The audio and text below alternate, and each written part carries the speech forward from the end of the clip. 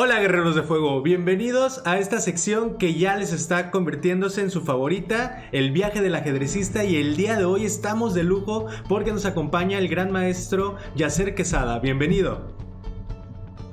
Gracias.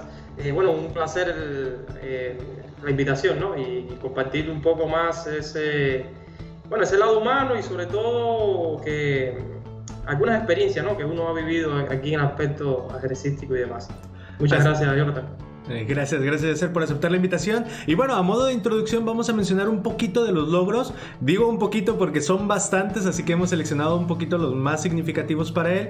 Entonces, él fue 3 años consecutivos entre los 3 primeros lugares en el Campeonato de Cuba, esto es recientemente. 2 años consecutivos siendo el mejor deportista del estado. Representante del equipo olímpico que participó en Batumi en 2018, quedando invicto en el tablero con 5.5 de 8, con un score de 5.5 sobre 8 partidas. Y campeón nacional de Cuba, obviamente en las categorías sub-12, sub-14, sub-16, por mencionar algunos de los muchos logros de Yacer. Así que, pues ahora sí, ¿no? Bienvenido, Yacer. ¿Listos para la entrevista? Gracias, listo. Entonces vamos a ello. Y bueno, Yacer, la primera pregunta con la que nos gustaría empezar en esta sección es: ¿quién eres? ¿Cómo te definirías más allá de ser ajedrecista, más allá de ser el gran maestro Yacer Quesada? ¿Quién eres más humanamente? Cuéntanos un poquito de ti.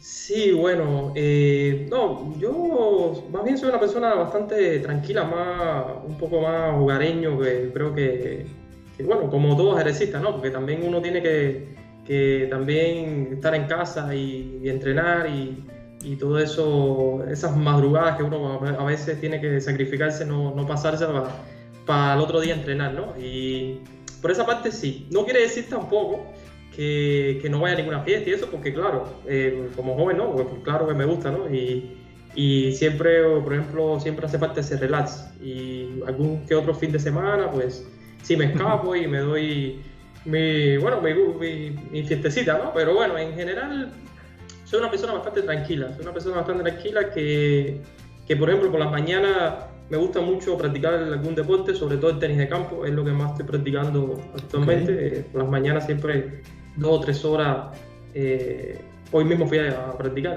Practico 4 veces a la semana tenis de campo, me gusta muchísimo verlo y jugarlo, ¿no? Que por cierto estoy mejorando muchísimo. Próximamente gran maestro, ¿no? Sí, me gusta mucho.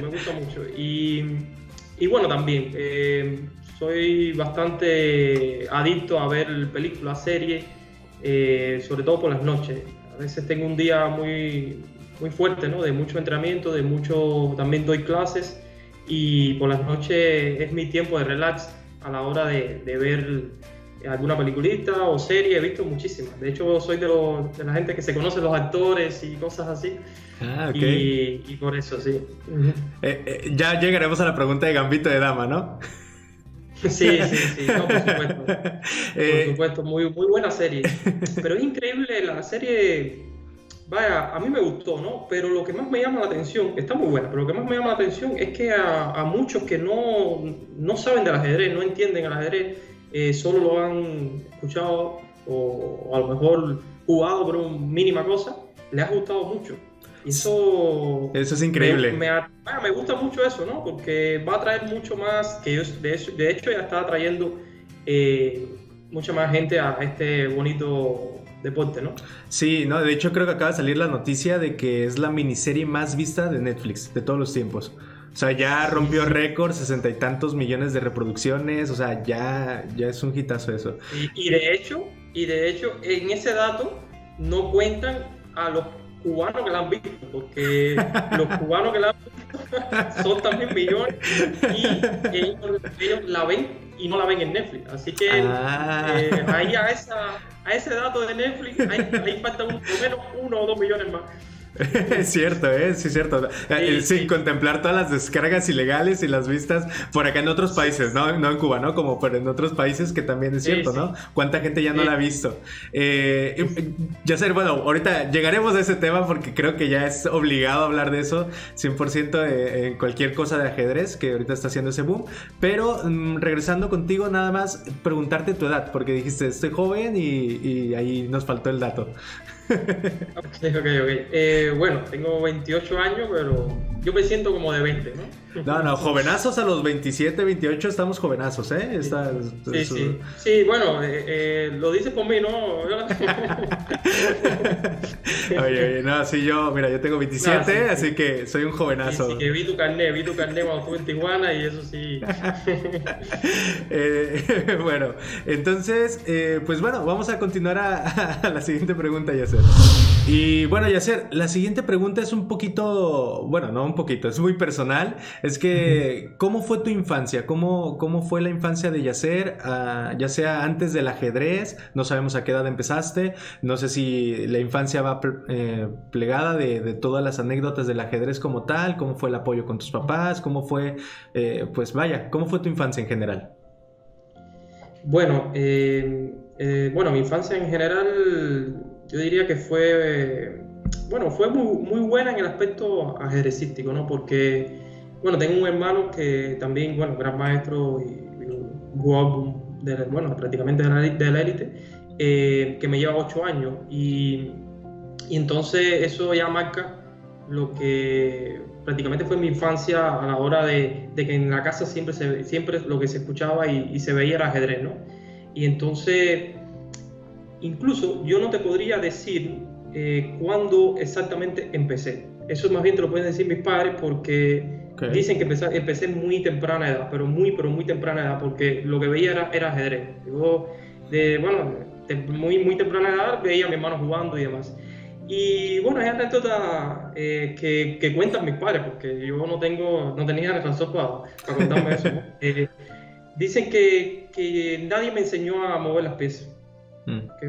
Que hay un momento que ellos van a un torneo de mi hermano, y yo tenía, ¿qué? 3 o 4 años.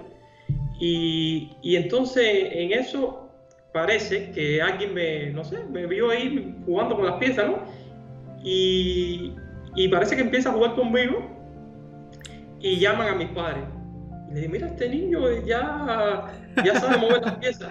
Y dicen que, bueno, dice mi padre que era una cosa tan impresionante de que yo casi ni sabía hablar y para decir que le tocaba la pieza a... ¡Wow!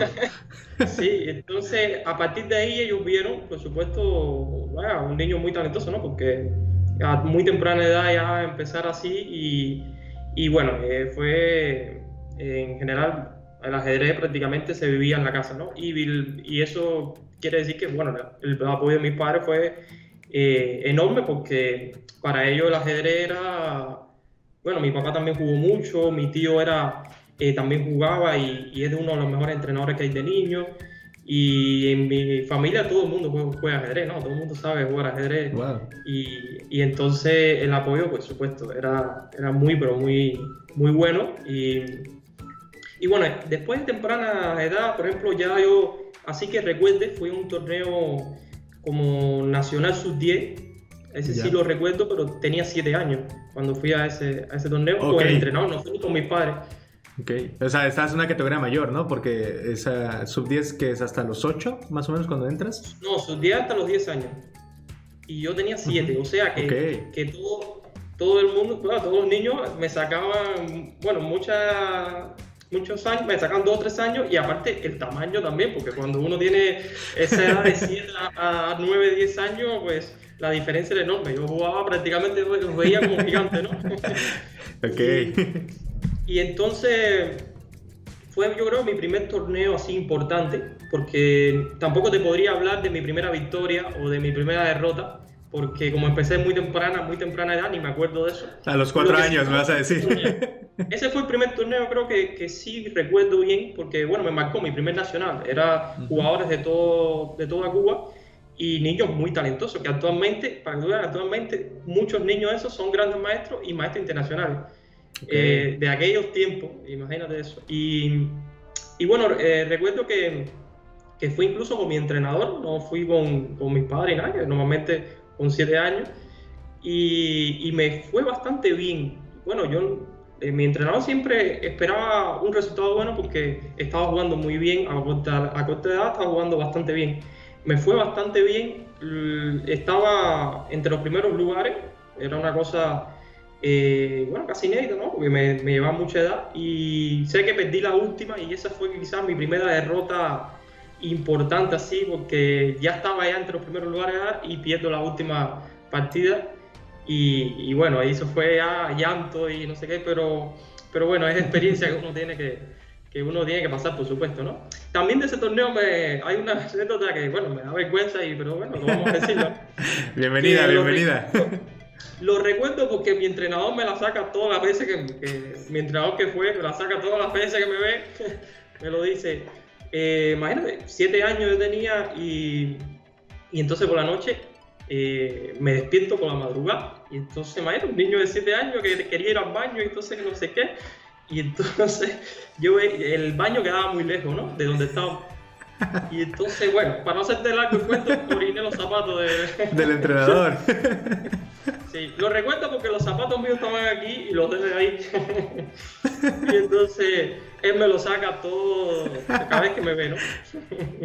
Que me imagino que también fue un poco, pues, los nervios, la presión, la edad que tenías, el estar en ese torneo tan grande, fue un poco todo, Claro, ¿no? claro, sí, claro, ¿no? Y que exactamente, el primer torneo y yo veía, bueno, había muchos niños que ya tenían muchos años y yo a partir de ya ese momento empecé a agarrar más experiencia, empecé a entrenar y siempre el ajedrez para mí fue algo serio.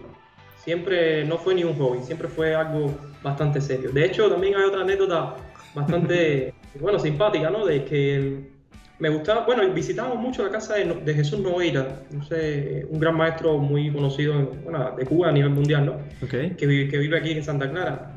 Y él tenía un hijo que también, bueno, trataba a Nogueira que también le gustara el ajedrez, ¿no? Que siguiera el ajedrez.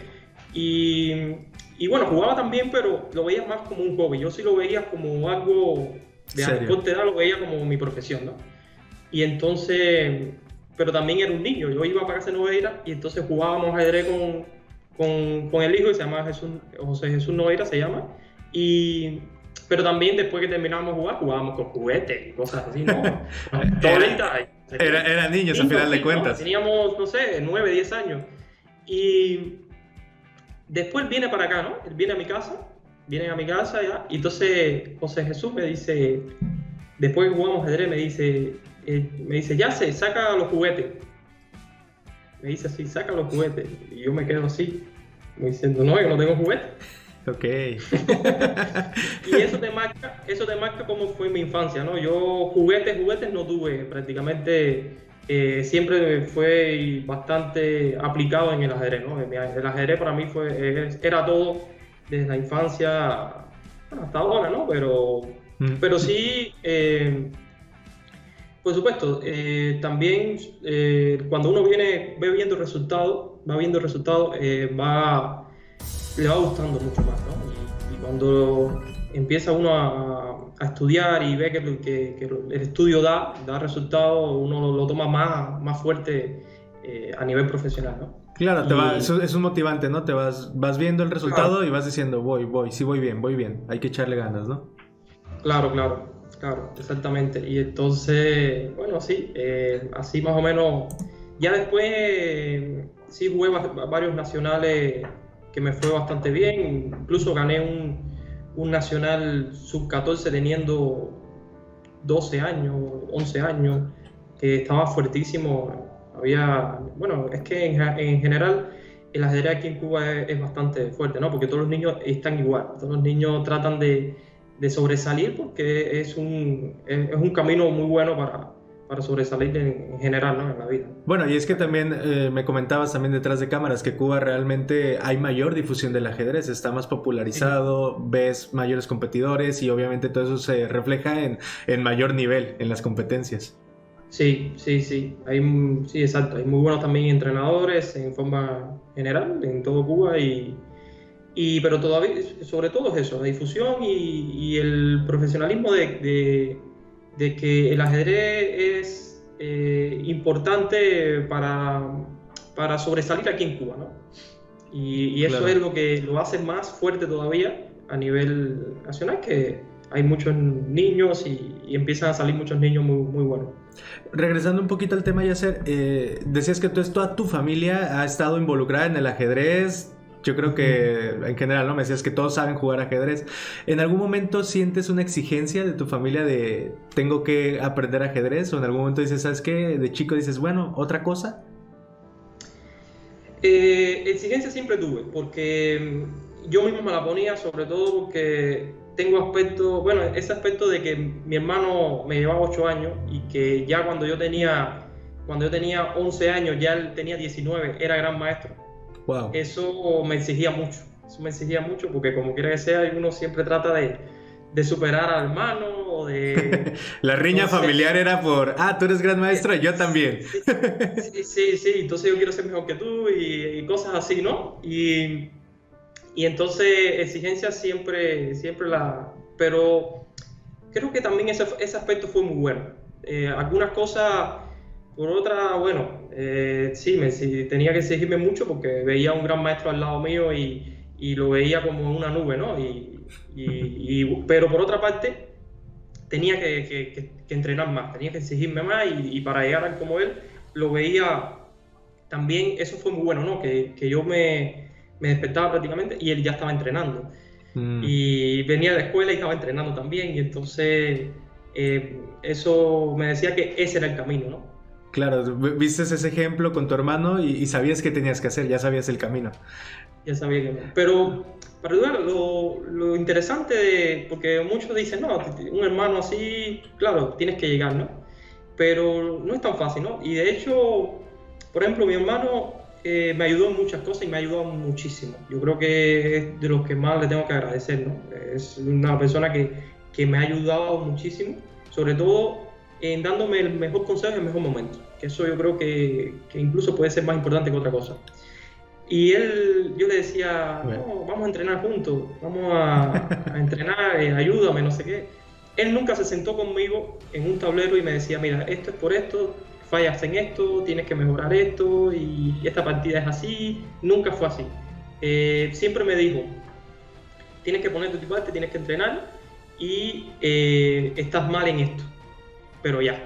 O sea, él te decía, esto que estás haciendo está mal y tú encuéntrale el por qué. Por ejemplo, una de las cosas que me marcó, hay momentos que yo me estanco un poco en 2400 de rating y entonces me gustaba mucho aprender apertura, era un teórico, de hecho me tenía un poco de miedo cuando tenía esa edad, cierta edad, bueno, 16, 15, 16 años, porque siempre la apertura estaba muy bien preparada, la Naito la tenía, como se dice aquí, pulida, ¿no? y entonces él me decía, si no estudias estrategia, si no ves más finales y estudias estrategia, no vas a llegar a gran maestro. Y entonces, por un momento yo lo dije, seguro me está diciendo eso porque no quiere ni que yo llegue. Y no sé qué. Es un mal consejo. Sí, pero por otra parte, empiezo yo a pensarlo y es verdad. Y eso fue, incluso, me marcó tanto que actualmente donde mi punto más fuerte es en la estrategia y finales y ese aspecto. Es mi punto más fuerte actualmente. Eso que mencionas, Yasser, que es muy interesante porque justo estaba leyendo un artículo, no sé si era en la revista esta de Peón de Rey o era un artículo por ahí en una de estas páginas de internet, creo que en el de Suxuan Blog, donde hablaba un gran maestro, no me acuerdo si es Zenón Franco o por ahí uno de estos entrenadores famositos, y él decía que te conviertes en la leyenda que te cuentas como jugador. Que entonces si tú dices, es que yo soy malísimo en la apertura, pero en el medio juego soy muy duro, y te vas convirtiendo en ese jugador. Porque creo que era el caso de un gran maestro que llevó como 15 años y se convirtió en gran maestro ya grande, pero él empezó ya grande, como a los 30 años empezar a estudiar ajedrez. Entonces él decía como esto, ¿no? De que, pues voy a hacer esto, pero tengo debilidades en esto. Entonces, ahorita que mencionas tú tu frase de decir, ahora yo soy muy bueno en estrategia y en finales, y te convertiste, ¿no? En este ajedrecista. Sí, exacto. Tanto lo traté de mejorar porque por un momento fue mi punto débil, tanto lo traté de mejorar que actualmente, bueno, me identifico más bien por ese tipo de posiciones, me gustan muchísimo, pero igual, uno no puede tampoco tiene que tratar, porque si Magnus dijo que él, bueno, Magnus no fue, yo creo que Anand fue el que dijo que él conoce el 1% del ajedrez, yo pues no sé si negativo, pues sí. Y los mortales de nosotros ni... Entonces, pero bueno, uno trata de por lo menos tener un ajedrez bastante global, ¿no? Tampoco me huyo en el tipo de posiciones complicadas y eso. Uno, si tiene que meterse en posiciones complicadas, pues se mete, ¿no? Pero más o menos uno tiene que, bueno, tiene un estilo siempre, ¿no? Volviendo un poquito a esto, Yasser, de la cuestión con tu hermano, como me estás describiendo toda esta situación, la pregunta que me surge, y ya tú me dirás, es si entonces al momento de estos logros había una comparación de tus papás, de decir, ya fui campeón sub-12, y que te dijeran algo como, no, pero tu hermano ya fue a los 10 o fue a los... O sea, ¿había algún momento en donde había esa comparación? No tanto, yo creo que la comparación, no, mis padres siempre fueron muy buenos para los dos. Yo creo que nos apoyó a los dos completamente. Yo creo que prácticamente no hubo comparación en él. Yo creo que la comparación venía en nosotros, ¿no? Claro. Sí, yo fui esto y tú no fuiste esto entre nosotros, ¿no? Y mi hermano, que tenía 19 años, se ponía al mismo nivel que yo. Claro, pero yo creo que eso es de hermanos, ¿no? Yo te cuento, tengo un hermano mayor y también me lleva esa cantidad de edad y pues sí, las peleas son infantiles completamente, ¿no? Sí, pero bueno, por esa parte al final fueron bastante simpáticos, ¿no? Pero sí me ayudó muchísimo. Me ayudó muchísimo porque desde temprana edad supe cuál era el camino, que era bastante dedicación y se lo veía a él como no lo podía ver con alguien más, porque sí, la verdad que fue bastante, siempre en toda su carrera, sigue siendo bastante dedicado en lo que el ajedrez, ¿no? Y bueno, ya volviendo a esto, como para cerrar un poquito esa historia, ¿y qué pasa cuando Yasser consigue el título de Gran Maestro? ¿Hay alguna felicitación de tu hermano o algún comentario que digas como, ya me reconoció por ahí? Bueno, por supuesto. Bueno, yo siempre le tiro un poco así, pero en general tengo que decir que sí tengo que agradecerle muchísimo, ¿no? Muchísimo. Y yo creo que lo de Gran Maestro fueron muchas cosas. Son muchas cosas. También, como tengo que agradecerle a él, tuve muy buenos entrenadores de temprana edad. Tuve muchos entrenadores y todos muy buenos, de cada categoría, cada nivel, y fueron muy buenos y apoyo de mis padres también. Todo es un proceso y mucha gente tiene que ver en cada logro, ¿no? Pero pasando a la parte de mi hermano, sí tengo que agradecerle mucho y me ayudó, me apoyó y lo sigue haciendo porque sigue... A su modo. De hecho, de hecho hace poco, bueno, hace unos años creo que empezó a ir mal en un nacional. Él estaba aquí en Cuba y empecé perdiendo las dos primeras en un campeonato de Cuba. Y entonces, un momento ya nos fuimos de casa y empezamos a hablar y empezó a darme muchos consejos, y porque estaba un poco, creo, quizás desconcentrado o me faltaba un poquito más de motivación y demás. Y después fue tanto el levantón que di que casi lo gano el torneo y al final quedé tercero. Y bueno, en general siempre me ha ayudado mucho. Y a la hora de entrenar, él me dijo, tienes que llegar a 2.400 de rating para entrenar conmigo. Era el primer punto que me puso. Te ponías ese tipo de metas, ¿no? Y a final de cuentas era un motivante. Y no sé qué, pero es verdad, fue una meta que me puso, que lo llegué muy rápido. A los 15, 16 años ya tenía 2.400. Y empezamos a entrenar, de verdad. Después empezamos a entrenar y entonces, imagínate, unos 15, 16 años tampoco lo toma tan serio como lo tomaba él, ¿no? Entonces, a veces nos levantábamos muy temprano y empezábamos a entrenar y quizá yo tenía un poco de sueño. Y recuerdo que un día, no sé, empiezo a bostezar ahí un poco, ¿no? Un sueño, me levanto temprano. Entonces me dice, no, ya vete que voy a entrenar solo. Ok. O sea, él es muy exigente al entrenar, entonces. Sí, a la hora de entrenar sí. Y eso, después de todo, se lo agradezco también mucho. y fue muy bueno, ¿no? Ya al otro día ya estaba Evo, incluso me levanté primero que él. Ya dijiste, no, ahora ya no tengo nada de sueño aquí. Ya. Ok. Sí.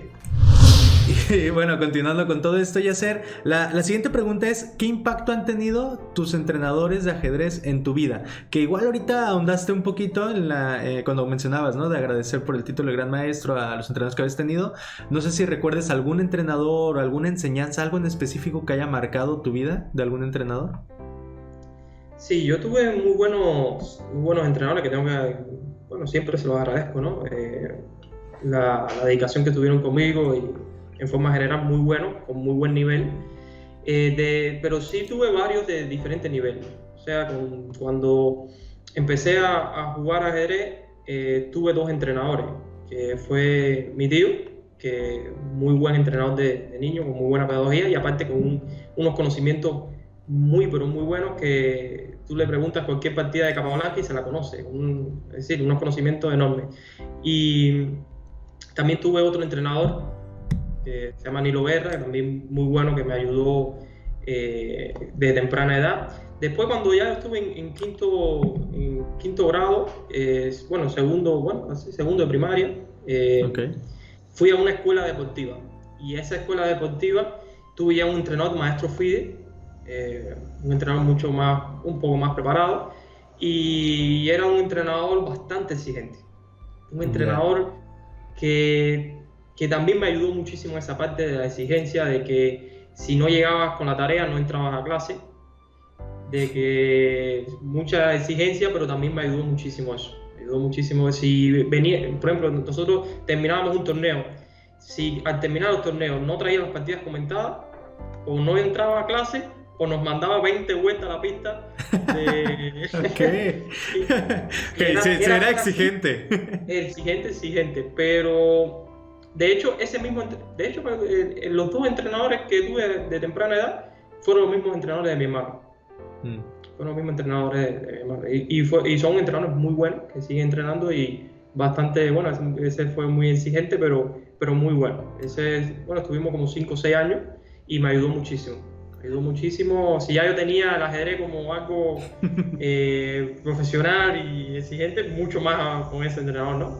¿Qué me mencionabas? Con ese entrenador sí salté bastante. Me mencionabas antes, Yasser, creo que de las veces que convivimos por acá en Tijuana cuando estuviste, que había diferentes tipos de escuelas como por niveles en Cuba, que se manejaba como la escuela para menores de 1200 o como 1500, algo así. Entonces, ¿cómo se maneja ahí el sistema de entrenamiento en Cuba para los profesores o demás? Sí, es una escalerita que está muy bien preparada, es verdad. Por ejemplo, en las escuelas ya primarias, empiezan a venir entrenadores a la escuela para empezar a captar el talento de no solo ajedrez, de cualquier deporte, ¿no? Por ejemplo, ven un niño ya que está un poquito más grande que los demás, este va a ser de baloncesto. O por ejemplo, ven a un niño que le gusta mucho, ha jugado ajedrez y le gusta ahí, y lo pone en una academia de ajedrez, va a la academia después de la escuela, va a la academia, y ahí es donde yo estuve como 2 o 3 años. Cuando empezaron los resultados, entonces ya después fui a una escuela así ya específicamente de deporte que por ejemplo dabas clase normal, de materias normal, de 8 a 12 y después en la tarde era puro ajedrez. Ok. Entonces, ajá. ¿Y qué edad tenías ahí más o menos? Ahí ya tenía como 12 años más o menos. Ok, entonces... Que fui a esa escuela, 12 años. Y en esa escuela estuve hasta el 12 grado. Okay. Hasta el 12 grado estuve ahí en esa escuela, ahí con entrenadores muy buenos. Muy buenos y bueno, la escala de entrenadores fue un nivel, por ejemplo, en esa escuela de deporte había los entrenadores, si eran maestros FIDE, eran entrenadores que tenían mucho nivel, ¿no? Para subir muchísimo. Y sí era bastante centrada en el deporte. Por ejemplo, si tenías torneos importantes, te permitían ir a los torneos, ¿no? Eran bastante flexibles porque era escuela de deporte. Ok. Y también me imagino que también había apoyo, ¿no? Para trasladarse, para torneos, o sea, era enfocada prácticamente a eso.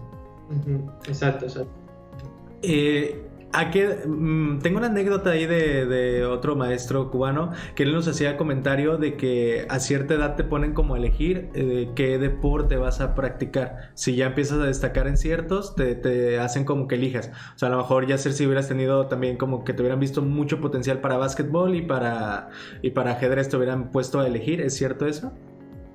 Sí, pero eso sería antes de entrar en esta escuela deportiva, porque ya en esta escuela es porque ya eres uno de los mejores, ya sea del estado, ¿no? Okay. Entonces, eso sería ya cuando estás en primeros de primaria, que vienen los entrenadores de todos los deportes, vienen a la escuelita, a la escuela que uno está, y empiezan a captar, ¿no? Y entonces, si te gustan dos deportes, ya ahí tienes que escoger, ¿no? A cuál te gusta más o a cuál te va mejor, ¿no? También.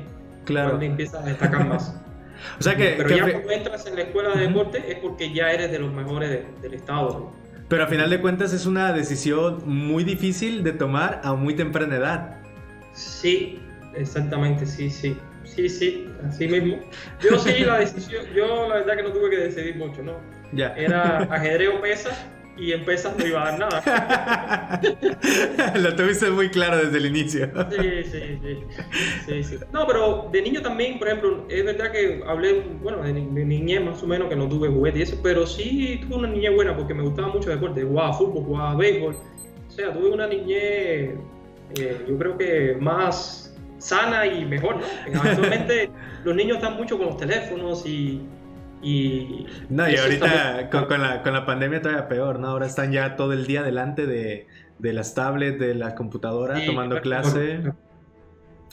Que por un lado está bien porque popularizó mucho el ajedrez digital, pero por otro lado también nos ha tocado ver la referencia de las clases que dan digital, que no están preparados ciertos profesores o ciertas escuelas y están haciendo una basura de educación, entonces eso termina dañando. Hace poco, te voy a contar ahí la anécdota porque hace poco nos pasó que llegamos a dar la clase en línea y de repente los niños nos dicen: profes, qué bonita clase, ¿cada cuándo van a darnos clase? No, pues 2 veces a la semana. ¡Ay, perfecto! No sé qué. Es que sus clases no se traban, sí se les escucha, no se salen de la videollamada. Y nosotros así como, o sea, es un colegio, o sea, los papás están pagando, es un colegio particular, están pagando una mensualidad y las profesores que tienen se les están saliendo de la llamada, se les traba. Entonces dices, o sea, el niño encantadísimo porque teníamos fondos de dragones. Entonces es como que vas contrastando la educación que están dando ahorita, por lo menos en México, y sí es muy, muy, muy delicado este tema. Sí, una pena que sí, pero bueno, hace falta que esto del virus y eso acabe pronto, ¿no? Sí, claro. Pero bueno, vamos a volver a los temas normales por aquí contigo. La siguiente pregunta era si alguna vez has pertenecido a algún club, academia o escuela de ajedrez, que ya más o menos mencionaste. Te voy a aterrizar la pregunta a lo que queríamos llegar, que era aquí en México por lo menos, y creo que en Latinoamérica se da mucho de una escuelita de ajedrez o un club, y entonces van ahí, pero como aquí no está bien segmentado por niveles, pues llegas y de repente se torna con un club que niños de 8 y luego jóvenes de 15, 17 y están todos juntos, luego ya un poco adultos y todo, y se va formando como este club de ajedrez que se convierte más en una familia, en un sentido de pertenencia. Ajá. ¿Alguna vez viviste eso? ¿En Cuba se maneja así o alguna vez por ahí viviste algo similar? Sí, bueno, exacto. De niño cuando fui a una academia, que fue cuando me captaron de la escuela y fui a la academia, que ahí en la academia hay parte donde dan clases a los niños, que ahí es donde me dieron clases, pero también hay parte donde también es como un local para jugar, viene cualquier persona, actualmente cualquier persona va a la academia, no importa que no estés registrado ni nada, puedes ir a la academia y jugar ajedrez. Ahora, cuando ya eres alto rendimiento, ya hay un local para ese tipo de personas de alto rendimiento, para los jugadores que quieran entrenar, también hay entrenadores y eso, y bueno, pero sobre todo de diferentes niveles, ¿no?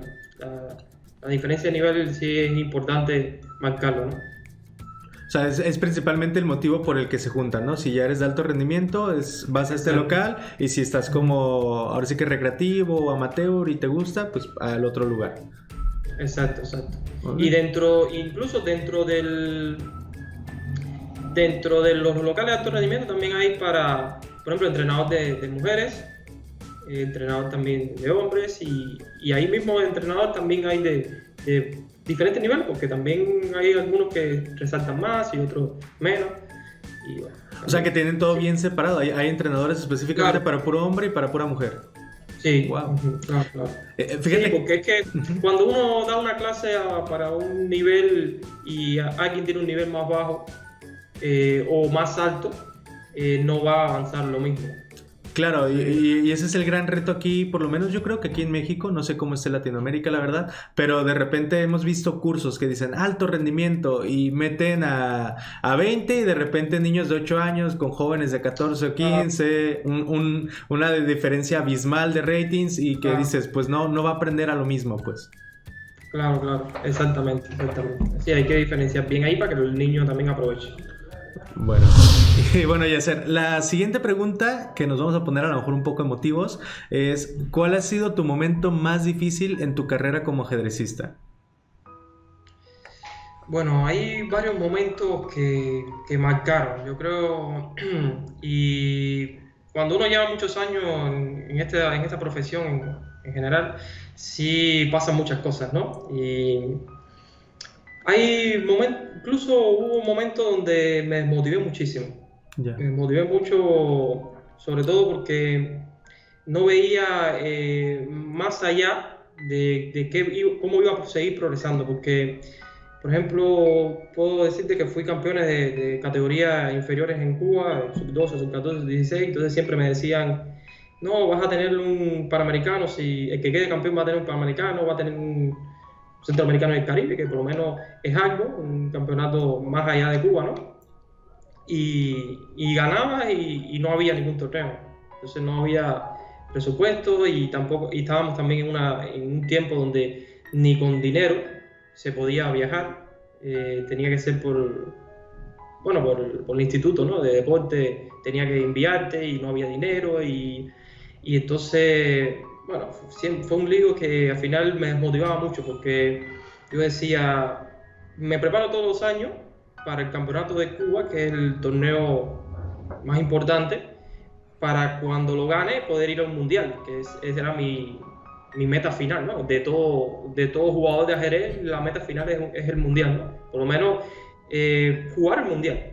Claro. Hay que ver qué pasaría, pero jugar el mundial.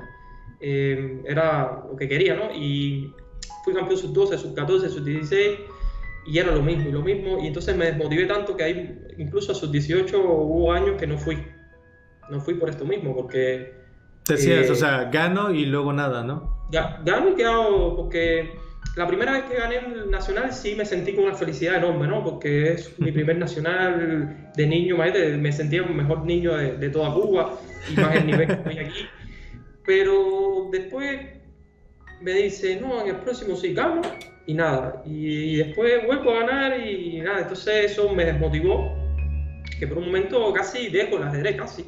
Porque, sí, porque veía que no había futuro, porque también, aparte de eso, muy pocos torneos. Bueno, haz de cuenta que para hacer norma de gran maestro, o norma de maestro internacional, para hacer una norma, jugaba muy pocos torneos al año porque los torneos tenían que ser de aquí de Cuba, no viajaba. Y entonces jugaba nada más 2 torneos al año para hacer una norma. Y 2 torneos fuertísimos, que era el Capablanca y Guillermo García. 2 torneos que para hacer normas muy complicados. Pues el puro Capablanca, ¿no? Aparte que son jugadores muy fuertes, pero no tanto eso, sino que también los mismos cubanos. Entonces los mismos cubanos y al final esos tipos de torneos son muy fuertes. Y también no motivan tanto como, por ejemplo, después a los 17 años fue la primera vez que fui a México, mi primer viaje fue a México. Fui a jugar en muy bien. Torres. El Carlos Sí, fui a Torres. jugar en Carlos Torres y fue algo muy bonito. Yo diría que fue uno de los torneos más bonitos que he ido. A Carlos Torres 2008 fue. Carlos Torres 2008, porque yo tenía 2300 de rating y bueno, Carlos Torres para ese rating yo ni aspiraba a premio, porque incluso en esos años estaba mucho más fuerte que ahora, que estaba fuertísimo. Pero cuando uno está muy motivado, que no le importa perder o ganar, que se siente, lo que se siente es jugando bien y lo que quiere es jugar bien, sin importar el resultado, empieza a dar resultados, empieza a venir el resultado, que empiezo a ganarle a grandes maestros muy fuertes como fue Nicolas Minkov, un gran maestro de Estados Unidos, y otro gran maestro, Walter Arencibia. Yeah. Y empiezo ahí y quedo súper bien, incluso agarro buen premio, cosa que yo ni me esperaba de eso, y tenía solo 17 años. Wow. Y también mi hermano en ese torneo quedó segundo lugar. Entonces los dos estábamos súper contentos y súper motivados. Pero esa es la diferencia, para que vean la motivación, lo que puede cambiar en una persona, ¿no? El resultado así, en esos años de Capablanca que lleguemos, no lo había obtenido porque es lo mismo y lo mismo. Entonces, pero ya cuando uno va a un torneo nuevo que lo que quiere es jugar y sin buscar tantos resultados, sale esto, ¿no? Que eso que mencionas, Yasser, se me hace muy impactante, que creo que también con Mitzi y con Karen, que son las que ya han salido ahorita en esta sección, lo mencionaban cuando les ponía yo la anécdota de cuando estás jugando un torneo y ya no clasificaste, ya no vas a premiar, ya pasaron las 4 primeras rondas y ya juegas la quinta o la sexta o la última ronda, pero ya la juegas por gusto, porque ya ganes o pierdas, de todos modos no va dentro de lo que estás consiguiendo. Entonces llega el momento donde la juegas por gusto y por disfrutar el ajedrez, y de repente sale una partida hermosa o una combinación o algo, porque lo estás haciendo por gusto. ¿Recuerdas esa parte, no? Del ajedrez. Sí, exacto. Yo diría que ese tipo así es como llegan los resultados, ¿no? Cuando uno empieza a buscar el resultado, a veces no llega. De hecho, bueno, te puedo decir que cuando yo jugaba estos pocos torneos para Norma de Gran Maestro, era difícil lograr la norma, me costaba muchísimo. Claro. Y lo más bonito que tiene esto, de lo que estamos hablando, es que cuando logro las 3 normas, los próximos torneos lo hacía, pero muy fácil las normas. O sea, ya cuando la tenía, hacía las normas, pero como si fuera tomarme agua un paso. Okay. Es increíble, ¿no? Para que vean que la presión puede afectar. O sea, te hacía falta la tercera norma y era la obsesión por conseguirla y te frustrabas, la consigues y ya después era como, otra norma. Sí, otra norma, exacto. Por eso siempre, bueno, a los alumnos siempre les digo que no se tomen tan a pecho un torneo, traten de disfrutar del ajedrez, traten de disfrutar todas las partidas, que si pierden una, no importa, viene otra, siempre va a venir otra partida y siempre va a venir otro torneo. Así que lo importante es disfrutar el ajedrez y jugar porque a uno le gusta, no sentirse tampoco con mucha tensión, ¿no? Claro, como todo, o sea, es bueno tener el objetivo, la meta clara, pero también es bueno, y yo les hago el comentario de que encuentren y recuerden por qué llegaron al ajedrez. O sea, en qué momento el ajedrez te apasionó tanto, te gustó tanto verlo, que por eso lo practicas, no tanto por el logro, porque realmente yo creo que ninguna persona se queda en el ajedrez porque quiere ser puro logro, a lo mejor la elite, quién sabe, pero realmente hay un gusto y hay una pasión por el ajedrez, sí, que es lo que te mantiene en él. Sí, y con respecto a todo esto, hay palabras que vienen de mi hermano hacia mí y yo se las trato de transmitir a todos mis alumnos, ¿no? Porque también me ayudó muchísimo. Por ejemplo, tengo alumnos que me dicen, no voy a jugar este torneo para cuidar el rating, no voy a jugar porque son los bajos, son rating bajos, y entonces yo tengo el rating un poquito más alto. Y mi hermano, desde que tenía, siempre me dijo, el rating va y viene, o sea, sube y baja. Claro. Sube y baja. Lo importante es jugar, tratar de jugar bien sin importar que baje el rating, porque siempre y cuando tienes nivel, vas a subir. Lo importante es el nivel. Claro. Entonces, sí. Yo a todos los alumnos les digo, tienen que jugar todos los torneos que puedan. Bajan rating, no importa, eso es experiencia que vas ganando, que después lo vas a subir. Si tienes el nivel, vas a subir como si fuera a jugar. el rating. Y hay algo muy interesante también por ahí, mencionan la barrera de Korchnoi, no sé si la has escuchado, que es como lo más bajo que puedes llegar como ajedrecista, pero si tienes cierto nivel, tu barrera va aumentando. Por ejemplo, ponían el ejemplo de él que nunca bajó de los 2500 y se mantuvo, ¿no?, en esa barrera, y él decía eso, que por ejemplo, si tú bajas el rating tienes 2200, bajas a 1900, esa ya es tu barrera. No vas a bajar más de ahí, así pasen años, pero si vas entrenando y vas teniendo tu nivel, tu barrera en la que bajas es más grande, pues. Claro.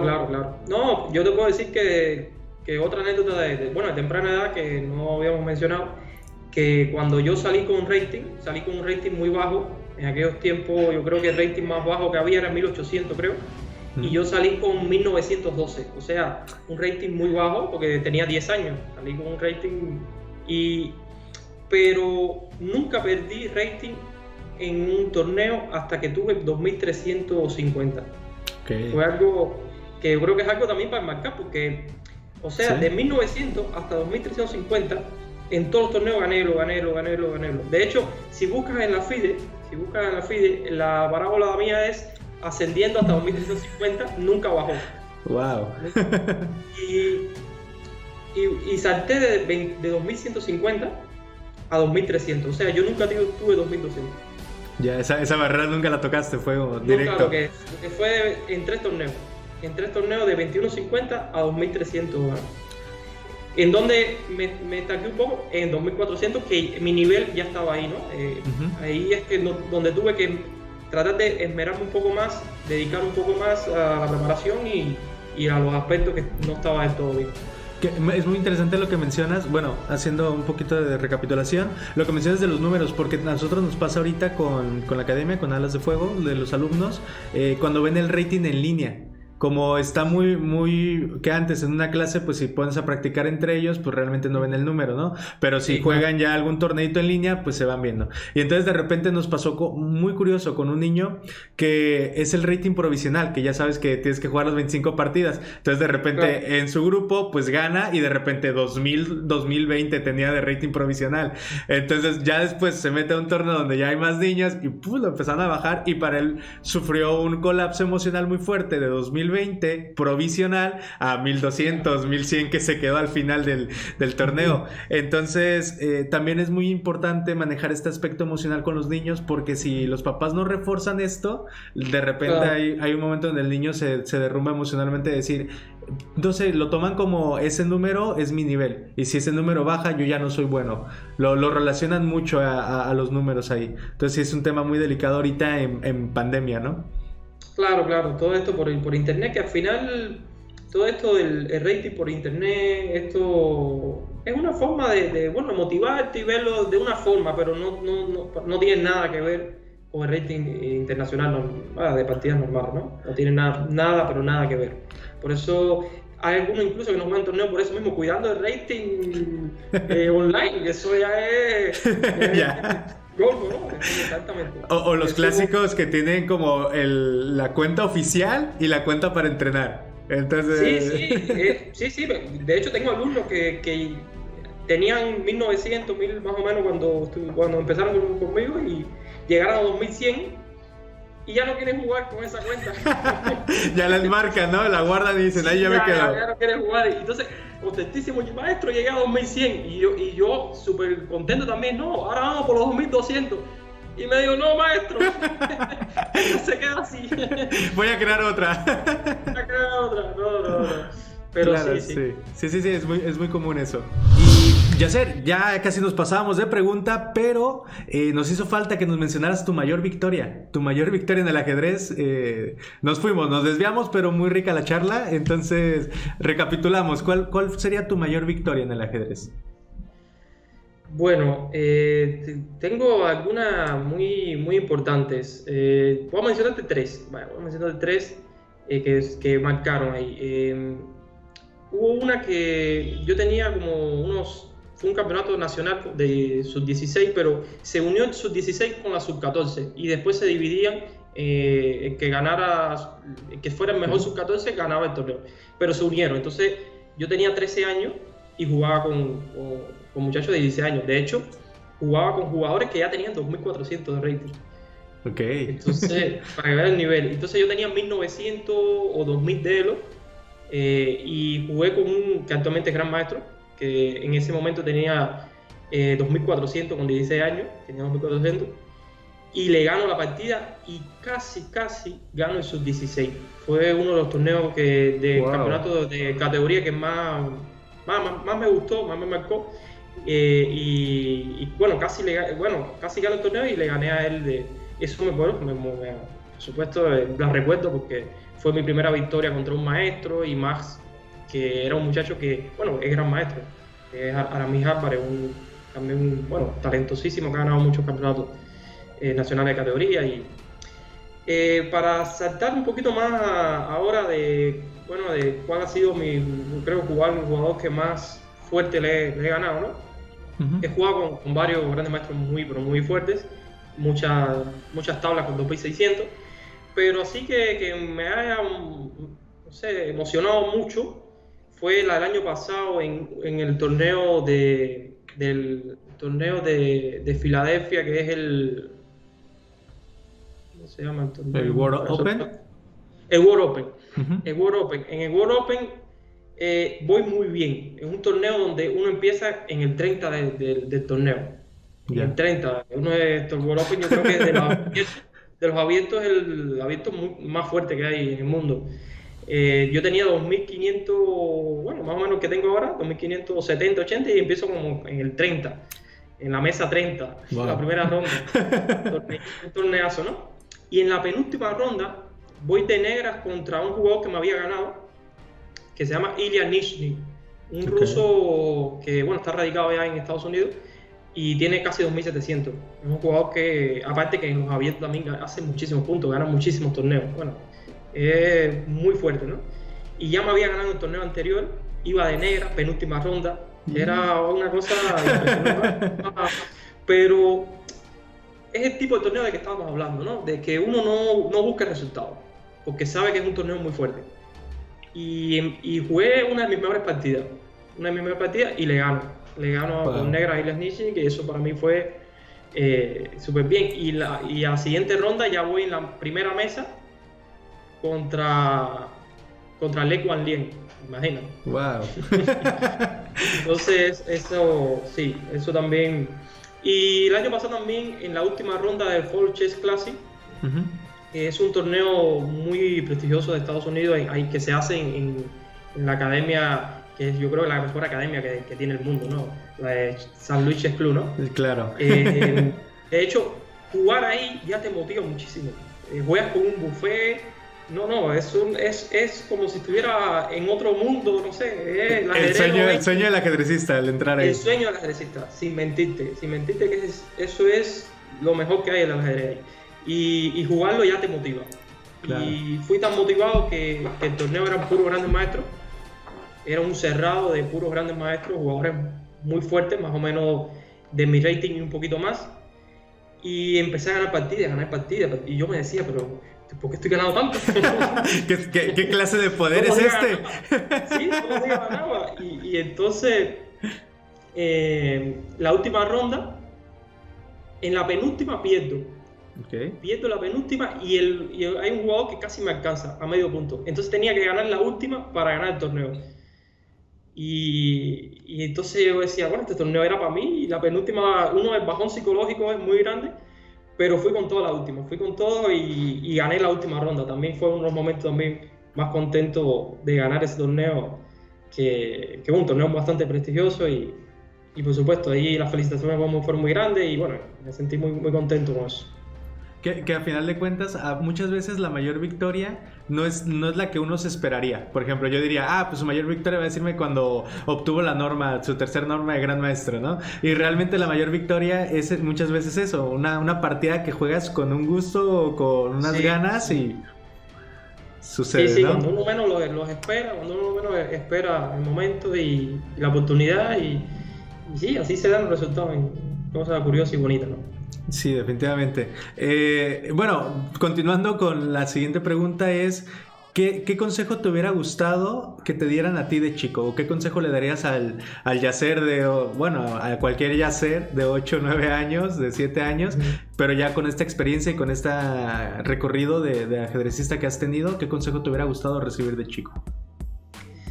Sí, como le decía, yo tuve buenos entrenadores y siempre, me dieron buenos consejos y demás, pero viéndolo en el aspecto, ahora como también soy entrenador, hay cosas que cuando uno empieza a leer mucho, a tratar de mejorar, no tanto en el aspecto de uno profesional, sino uno a la vez de entrenador, ¿no? Y empieza a leer mucho material y va cantando cositas por aquí, cositas por allá. Y tengo más o menos como una metodología de entrenamiento que se la he dado a varios niños y han subido increíblemente, que yo creo que yo mismo le decía a mis padres, yo con esta metodología de niño hubiese subido muchísimo porque quizás el ajedrez me lo dieron bien a la hora de que me daban muy global el ajedrez, ¿no? Lo mismo me enseñaban las partidas de Casablanca y eso me ayudó también, pero creo que me ayudó de forma un poquito más lenta que como yo estoy, por ejemplo, o como se están ayudando ahora a los niños en estos momentos, ¿no? Ahora tú ves niños con 14 años, 13 años, grandes maestros, eso sí. Exactamente, y es por todo insisto, el material que existe y la forma de aprender de ahora, ¿no? Con los ordenadores y demás también, que se han incorporado bastante. Sí, también. Y bueno, ya la siguiente ya es ahora sí ponernos a soñar un poquito, Yasser. ¿Cuál sería tu sueño o qué te gustaría que sucediera con el ajedrez en el mundo? O sea, a nivel mundial, ¿cuál sería lo utópico como ajedrecista que te gustaría soñar? Sí, a nivel en general, ¿no? Del ajedrez como tal. Sí, yo creo que lo que más quisiera es que esto mismo que vi cuando estuve en Estados Unidos, que fui a los torneos, que pase lo que está pasando en Estados Unidos actualmente con el ajedrez, que hay mucho auge con el ajedrez, se juega muchísimo, hay muchísimo interés sobre el ajedrez, que es una cosa impresionante, ¿no? Que en Estados Unidos y muy bonito. Y quisiera que eso mismo hubiese también en todo el mundo, ¿no? En todo el mundo ese interés por el ajedrez, que hace falta que Queen Gambit haga Queen's Gambit haga lo suyo, que creo que lo está haciendo, pero que sí, que hayan más torneos, como World Open, que hayan más torneos, en general en Estados Unidos hay muchísimos muy buenos torneos, y sí, quisiera que hubiese más torneos, que hubiese más patrocinio, que incluso los ajedrecistas profesionales no tengan que dedicarse a otra cosa, claro, para ganarse la vida, que solo con el ajedrez, que se han dedicado toda su vida al ajedrez, ya que con eso ganen bien y como se debe, ¿no? Porque le han dedicado toda su vida y conozco a varios que han tenido que dedicarse a otra cosa, ¿no? Claro, y eso es muy impactante porque eso te habla de una ausencia de competencias, de una ausencia de torneos, de organizaciones, de premios, de bolsa. Y como todo, porque yo recuerdo la anécdota con el de Millionary Chess, que la edición con Maurice Ashley, el gran maestro, que lo organiza millonario, o sea, hace $1 millón entre todas las premiaciones y solo se pudo mantener creo que 2 o 3 años. Sí, creo que 3 años nada más y se acabó, porque no hubo las inscripciones, porque no hubo esta difusión, este apoyo. Entonces ahí es como una muy buena idea, pero que hacía falta todavía, ¿no? Sí, exactamente.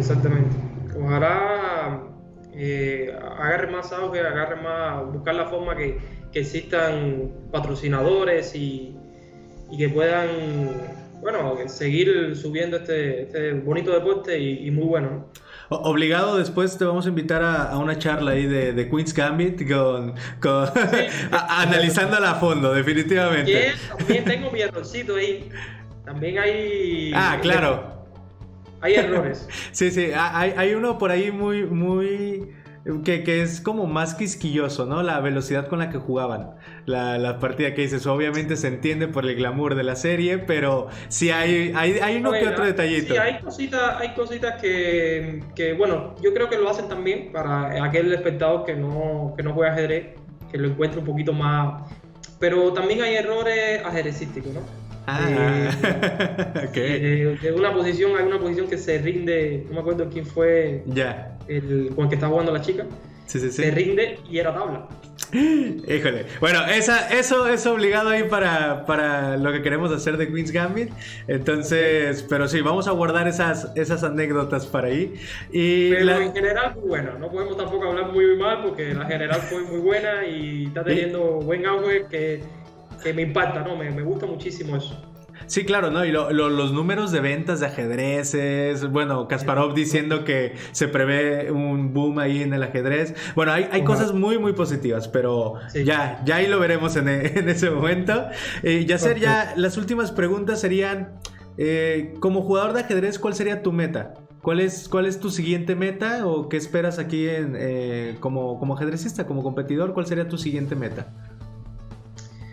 Bueno, yo la verdad que lo que quisiera ya a corto plazo sería llegar a 2600, que estuve muy cerca, estuve en 25.92, algo así, 90, wow.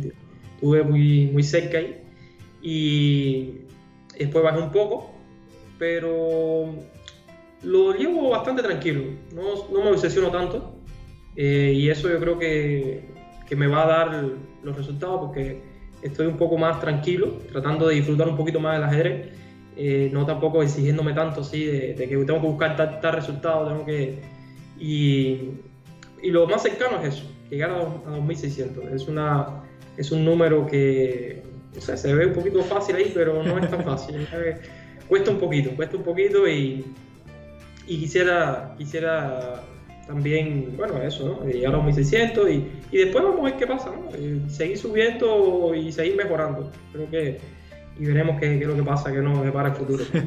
Sí. También, pues bueno, en el aspecto también, ese es un aspecto profesional, pero en el aspecto como entrenador también tengo otra también metas, ¿no? Yo sigo también tratando de estudiar más y prepararme mucho mejor para darle también los mejores conocimientos a los alumnos y esa parte también me motiva mucho, también me gusta, ¿no? Y cuando hay torneos que van los alumnos, son varias alegrías, no solo es la mía, ¿no? Entonces, también, por esa parte también estoy en ello. Y bueno. Y es que hace poco también comentaban, creo que Karen lo mencionaba, realmente ya como ajedrecista que te gustó la competencia y eso, cuando empiezas a dar clase y empiezas a transmitir el conocimiento, también te llena mucho de alegría el ver cómo tus alumnos están, o que de repente hacen un movimiento, una apertura, una jugada que tú le enseñaste, es como, lo estoy haciendo bien y hay una alegría y un sentimiento muy bonito, claro. ¿No? Claro, y cuando empiezan a felicitarme, y al maestro, gracias, y felicidades, gracias, y gracias a usted, y yo le digo, no, esto es un trabajo en equipo, al final yo aporto mi granito de arena, pero el trabajo en general lo hacen ustedes, ¿no? El trabajo al final lo hacen ustedes, porque hay algunos, yo también les digo, mira, si ustedes no se ponen para las cosas, si ustedes no trabajan también solos, no le ponen ganas, pueden entrenar con Kasparov, que Kasparov no van a subir, Kasparov no es mago, y Kasparov te dice, ya, gran maestro. Pues no, es un trabajo en equipo. Claro, el esfuerzo del alumno es, como tú dices, es un trabajo en equipo, 50-50, ¿no? Claro. Y muchas veces también se olvida eso, porque luego se quiere, cuando van empezando, yo quiero clases con un gran maestro, ¿no? Y pues tienes 800, 900 de rating, vas empezando, es como, no ocupas un gran maestro de entrenador, ocupas a alguien que te vayas poniendo las bases como ajedrecista, pues. Exacto. Incluso hasta un gran maestro a lo mejor no le enseña como debería enseñarle a las bases. No, de luego sobre todo, bueno, ya eso ya... No, yo he conocido también... ya mucho, ¿no? Sí, no, hay unos grandes... No, es que me ha tocado también ver maestros internacionales, grandes maestros, que son muy buenos jugando, pero para enseñar no tienen nada pedagógico, entonces... Sí, a la hora de transmitir los conocimientos no los transmite de la mejor forma, porque al final uno dice, ¿cómo piensa uno? Y uno piensa de una forma, pero no la transmite. Ese es el problema de algunos, ¿no?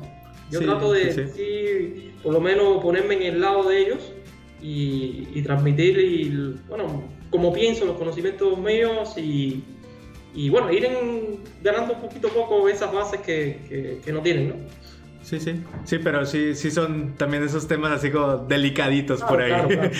Y bueno, Yasser, ya por último, la última pregunta es, ¿qué representa para ti el lema de Gensun Asumus, el de somos una familia? O la traducción también de repente somos una estirpe o una raza, que en latín es más o menos por ahí esa definición, más allá de solo una familia. ¿Qué representa para ti? Si lo has vivido, si lo has experimentado, o cómo lo vives eso. Sí, yo creo que no te podría hablar de otros deportes porque no conozco mucho, ¿no? A la hora de estar en ese deporte, ¿no? Pero el ajedrez como tal es muy bonito el ambiente que se vive de los ajedrecistas. Yo te puedo decir que por ejemplo, a veces nos citamos aquí en la casa, nos citamos 5 o 6 grandes maestros y empezamos a jugar, entrenamos entre nosotros, a pesar de que en enero ya tenemos que jugar el campeonato nacional y jugar a muerte con ellos en el tablero, ¿no? Pero, claro. Pero a la hora de terminar el tablero, terminar la partida, al final somos amigos y compartimos, e incluso compartimos hasta conocimiento, compartimos hasta análisis. Y eso es lo que se vive en general en el ajedrez, ¿no? Es una familia, prácticamente tratar de mejorar y apoyarse, ¿no? Sí, definitivamente, y creo que es algo muy bonito como mencionas, ¿no? De a lo mejor no todos los deportes lo viven, pero realmente el ajedrez, al ser tan pocos, porque si lo ponemos en una escala mundial, realmente el porcentaje de personas que practiquemos ajedrez es muy poco. Como somos tan poquitos, hay una unión muy padre, que de repente hay un torneo en tal lugar, llegas, no conoces a la persona, juegan una partida, se hacen amigos durante la partida, o sea, a través del ajedrez, sin hablarse, literalmente a través de la partida. Y terminas, ¿no? Creando vínculos muy fuertes con personas. Exacto. Bueno, Yasser, pues, ¿qué más? Decirte, agradecerte que hayas aceptado la invitación, el tenerte aquí, el contarnos tus anécdotas, el abrirte un poco de cómo fue toda tu situación con el ajedrez y sobre todo que compartas estas anécdotas, estas enseñanzas para que aquel que está viendo la entrevista, aquel que diga, pues me estoy estancando en una barrera, estoy teniendo la situación de que a lo mejor toda mi familia juega ajedrez, mi hermano, de repente estas competencias, o sea, realmente que agradecerte que el hecho que tú lo compartas pueda servir para que niños, niñas tomen tus consejos y evolucionen, ¿no? Entonces yo te estoy completamente agradecido y pues gracias por estar aquí, Yasser.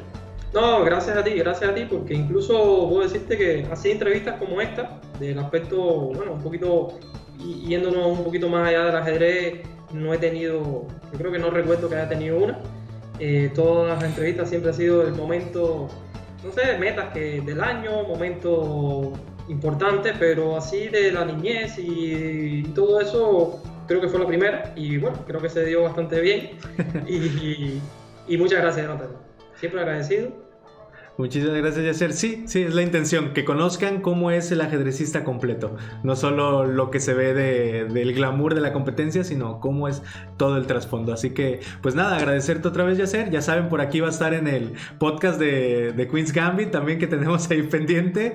Y ¿sabes qué? Estaría muy interesante que nos dejaran ahí en los comentarios si les interesa ver la partida que mencionaste, tu mayor victoria comentada por ti. Eso estaría muy interesante por ahí.